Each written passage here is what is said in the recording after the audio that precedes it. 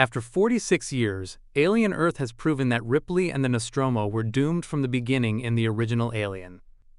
Alien Earth Episode 5 already has some strong similarities to the original Alien. It was essentially a hidden alien film, with the crew of the USCSS Maginot resembling the crew of the Nostromo and including a typical xenomorph running rampant aboard a starship. Alien Earth Episode 5 isn't just identical to the original Alien, it also changes the 1979 classic slightly. Alien Earth is not totally canon, but it does provide a lot of exciting new backstory to the franchise.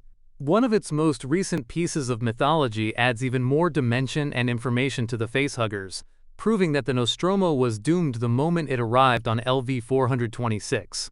Alien Earth shows that xenomorph facehuggers stay awake in cryosleep.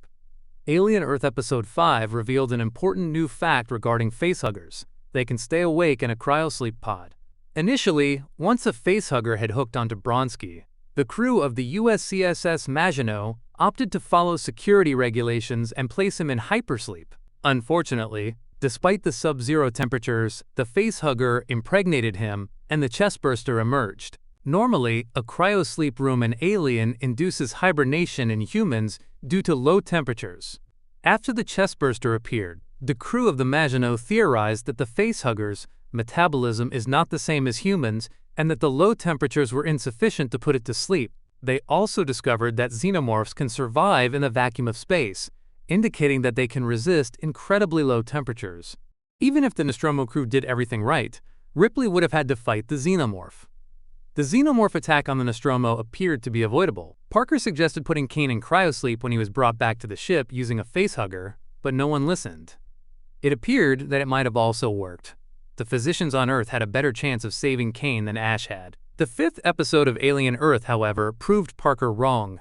Freezing the facehugger would not have helped anyone. Once Kane boarded the ship with the facehugger attached to him, the entire crew was doomed. Even if Kane had been quarantined on the ship or put in cryosleep, the xenomorph would have been released. The Nostromo's crew had two options for avoiding the xenomorph attack: never going to LV-426 at all, or killing Kane and leaving his body on the planet.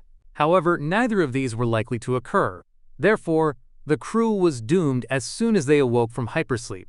Weyland-Yutani compelled them, and no one would kill Kane without knowing what the xenomorphs could do.